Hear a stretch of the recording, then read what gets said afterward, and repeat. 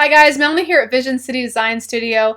Thank you for watching this video where I want to talk to you all about getting your original artwork onto your computer and really digitizing it so that you can then make copies. Now, for those of you who have never heard of me, again, Melanie Greenwood at Vision City, and I run my own design business for over the last 10 years.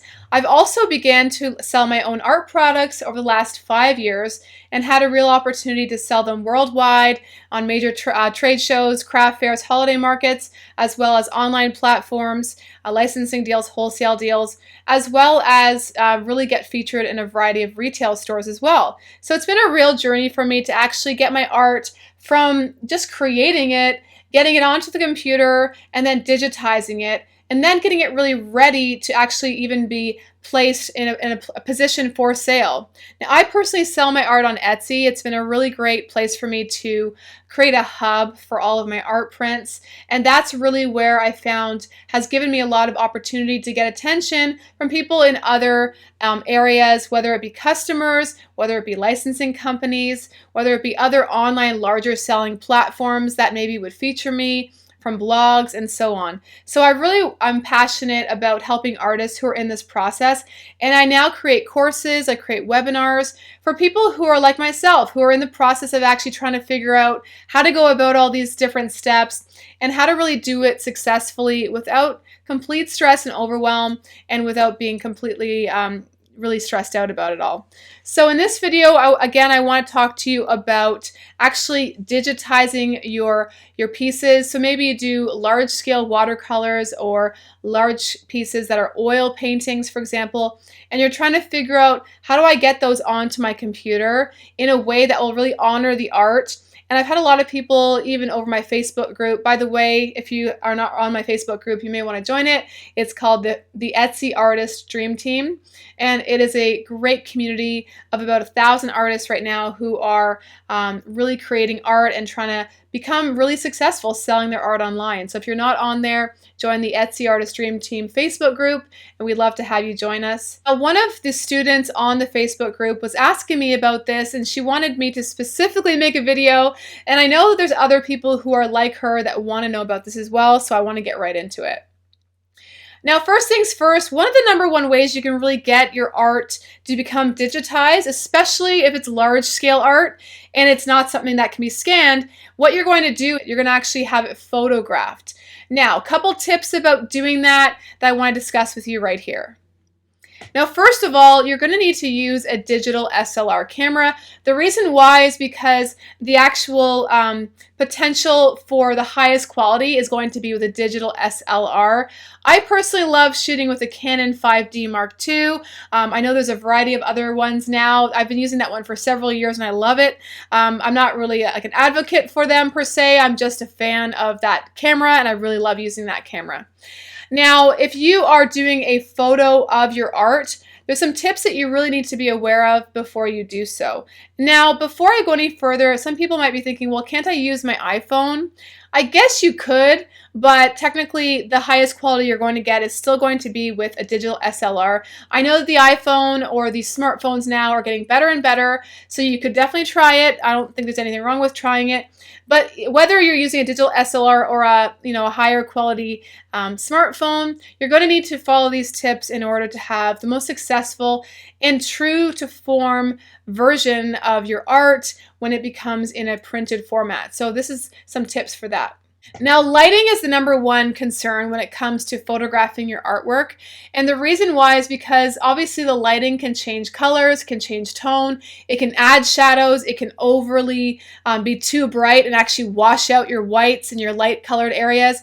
So the #1 thing that you want to do when it comes to lighting is to photograph everything in natural light. Okay?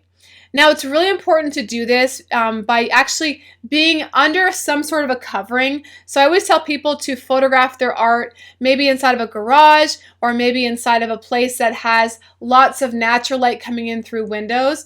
You want to be photographing your artwork in a naturally lit room or under a garage or some kind of a covering. The reason why you still need a covering over top of you and your art while you're photographing is because you don't want to get direct harsh sunlight because that will cast shadows and it's actually going to make it really hard to get a nice even lighting across your art piece.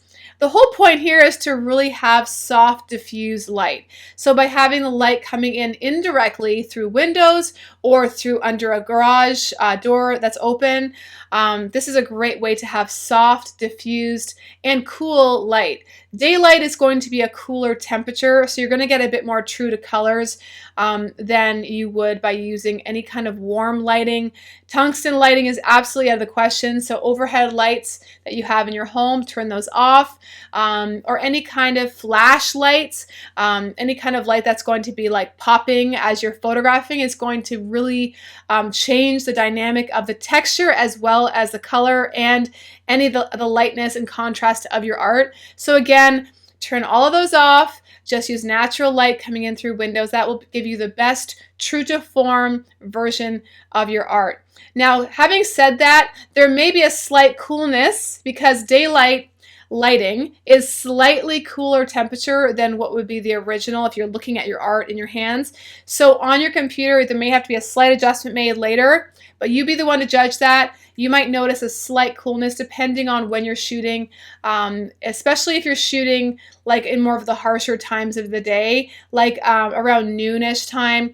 I find that that can be a little bit more of a harsher light that as the light comes in, it can kind of feel a bit cooler on the art. So you have to be the one to judge that. So as you're photographing your art pieces, when you look at those photographs online later, which is when you'll obviously crop them and you'll just make sure there's no differences between the actual piece and what you're looking at on your screen. What's going to happen is you may notice a slight coolness. You may have to adjust that kind of color temperature a little bit back towards the warmth. I find that I have to do that sometimes, so that might be something to consider as well. The other thing you're going to need to do when it comes to photographing your art is to photograph it straight on. Make sure that you're not looking up to your art and you're not looking down to your art. Again, the other thing too you're going to need to know about is to not photograph with any wide angles. I would recommend photographing with a 50mm lens so that you are photographing straight on within 90 degrees onto your art. You're not on an angle up or down, or you're not looking to the left or to the right. You're looking straight on as much as humanly possible. So you might want to use your tripod. Even if you're using your phone, you can actually get a little phone tripod to put on a table, and then actually align your art so your art is straight and it's 90 degrees from where you are.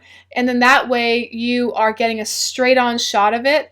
And I know this is like an art form in itself, but these are some of the key tips to really make sure you're getting your art photographed properly.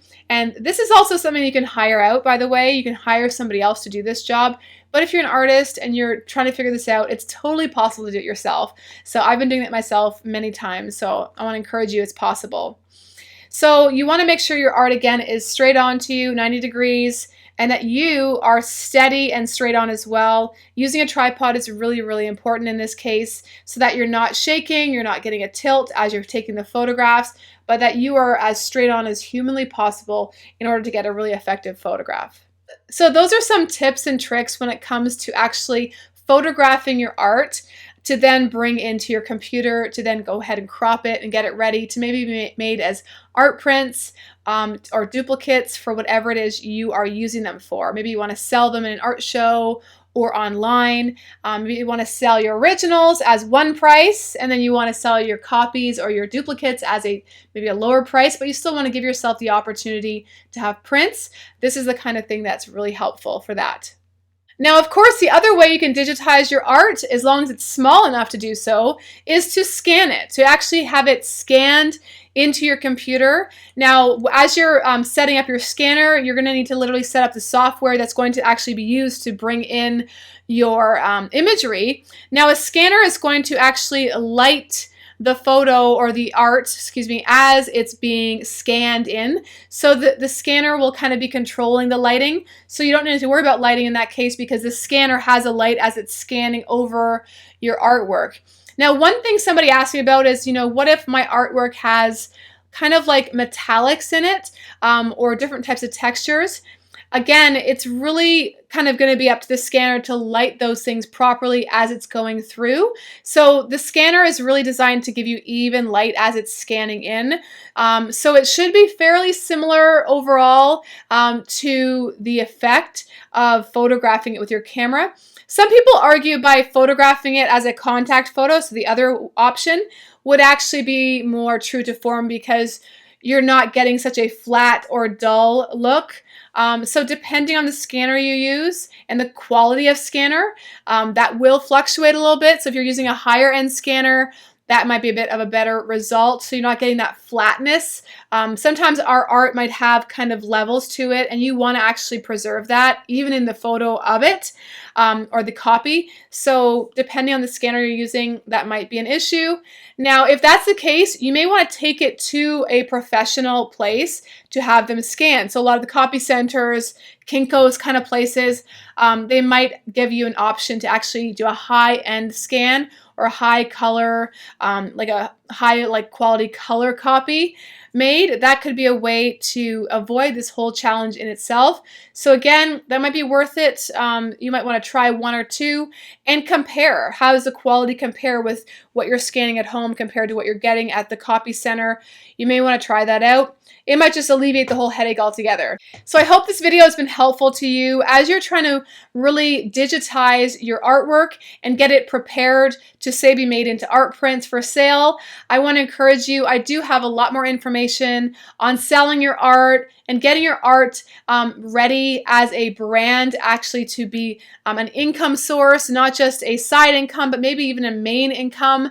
I love selling my art online. I love actually making my art for sale so that it can be then used as licensing deals to get it wholesale into stores and so on.